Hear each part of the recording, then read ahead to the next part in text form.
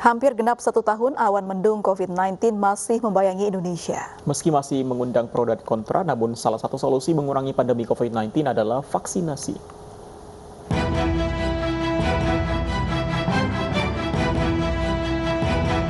Setelah 1 tahun pandemi, vaksinasi COVID-19 telah memasuki tahap kedua. Namun tanggapan masyarakat tentang vaksinasi masih sangat beragam.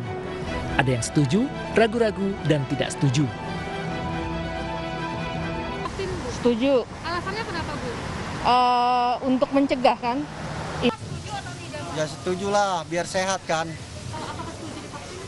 Ya saya sih kurang paham, jadi belum 100% mau gitu. Saya setuju gak sih, Mas, divaksin? Kalau saya pribadi sih kurang setuju, Mbak. Alasannya bisa disampaikan, Mas, kenapa?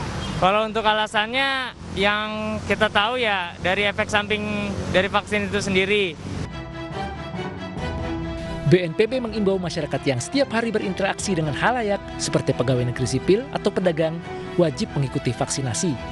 Dengan sosialisasi dan contoh, BNPB mengharapkan masyarakat dengan sadar mengikuti vaksinasi COVID-19.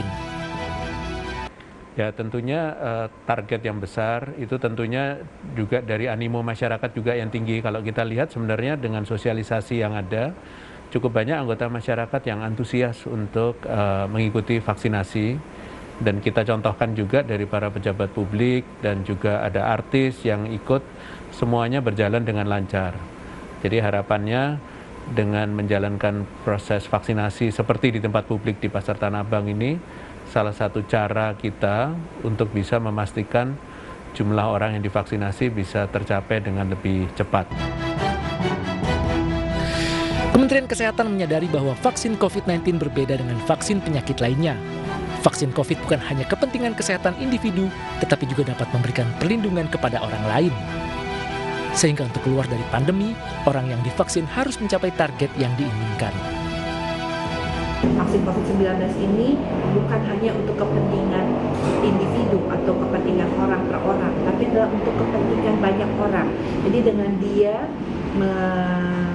menerima vaksin, dia itu kemudian akan memberikan perlindungan kepada orang lain. Nah, tentunya juga kita tidak menginginkan bahwa target cakupan vaksinasi ini tidak tercapai. Mengapa? Kalau tidak tercapai, kita tidak bisa keluar dari pandemi. Nah ini evaluasinya harusnya kan ditentukan jumlah kasus.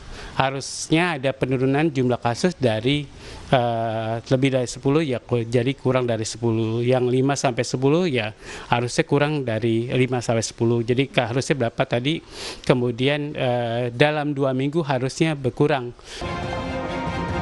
Setelah 1 tahun berjalan keluar dari pandemi COVID-19 adalah sebuah harapan. Vaksinasi adalah upaya, sehingga upaya tersebut selayaknya mendapat tanggapan positif di masyarakat. Tim Liputan iNews melaporkan.